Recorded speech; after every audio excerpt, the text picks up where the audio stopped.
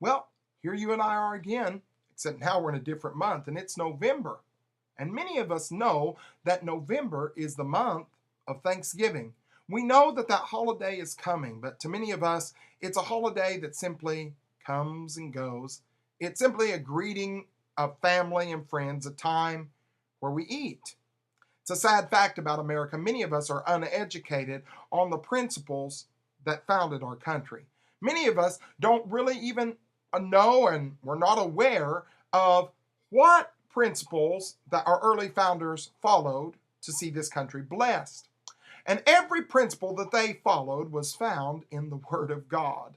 So I want to take a moment and just tell you a little bit about Thanksgiving. You need to understand it. But before we do that, we need to understand who the Pilgrims were. And to do that, we have to go back across the ocean, back to England.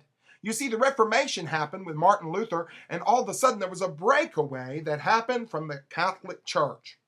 God was revealing truth.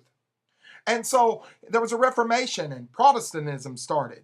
And within England, as the Bibles were produced and the word got into the hands of the common man, they began to read and looked at the church and looked at the word and looked at the church and looked at the word and found out that what was in the word was not the church that they were going to. Some of us are waking up to that right now. Some of you go to church, but is your church following the word of God? Question. Anyway, so they looked and it disturbed them, and a group of people arose and they began to write letters to the government, the Queen and the church itself, and they wanted it to be purified. They were called Puritans. And the Puritans wanted to see the church that was in the Bible demonstrated in their lives. They wanted to see the government in the Bible instituted in their church. They could not find the word cardinal or queen over the church. They saw that Jesus Christ alone was over the church, and they wanted it purified. Well, over time, within that group, they noticed Bloody Mary and Queen Mary. She went after them, and there was a great problem with people being murdered or persecuted because of these beliefs. And a group came out of that called separatists. They decided they were going to have to separate from the Anglican Church because it was not going to be purified. They were going to separate. And as they began to preach and separate out, of course, more government oppression came to them, and they began to recognize that this country was more tyrannical than they thought. Well, it got so bad that when the preacher preached in his own county, he was persecuted. And so they would have to take trips to another province or another county or another shire to preach and not give their name out to anyone. And that little trip over the county line where no one knew their name, and they preached out loud against the Queen and against the church and against the laws that were coming against them, those individuals became known as pilgrims. And pilgrims began to understand that they were going to have to go somewhere else. They were going to have to leave, and they did. Early on in our country, the early founders of the pilgrim colonies, they only celebrated 3 holidays. You know what they were? It was the Sabbath, a weekly holiday of the Sabbath. That's a day that we celebrate the Lord. The second holiday was a time off of work for fasting, prayer, and humiliation. It was a time when something would be going on and they would all stop work and they would all gather together and begin to fast and pray and seek the Lord about the condition of things. And finally, the third holiday was a holiday of thanksgiving and praise. That was subsequent to the holiday of fasting and humiliation.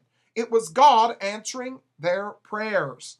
One time, there was a ship of theirs that got overtaken by pirates out in the ocean.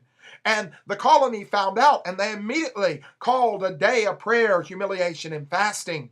And they all came to the church and fasted and prayed that God would work a miracle. You know what happened to the pirate ship? That pirate ship that had overtaken the colony ship, it let the colonials go, and God moved on their behalf. Guess what happened? They had thanksgiving and praise. Now you need to understand something. They had thanksgiving and praise to let God know that they were grateful. So today, in the month of November, I want you to give a special grateful offering to the Lord. I want to give you the opportunity to do that. At the bottom of this page, I would like to open up opportunity for you to give a love offering into this ministry, into Fervent Fire, or into Real Church, so we can found other churches. So we're thankful for our country. With an offering of any size, it doesn't matter, or you can call in. You can give us your information. Anybody, even if you just give your information online this month, you're going to get this CD. It's called True Thanksgiving. True Thanksgiving. And over the next few Mondays, we're going to go over True Thanksgiving. I'm asking for a love offering of minimum of $2 for this. But if you don't have anything, just give me your name and your address and your information, and we will get it to you. You can do it by calling the ministry number 918-599-9002. You can do that. You can go to ferventfire.com, sign up for the Monday Minute, and send us all of your information, your name, your phone number, your address, and we'll get this to you. You need to understand the principles of Thanksgiving.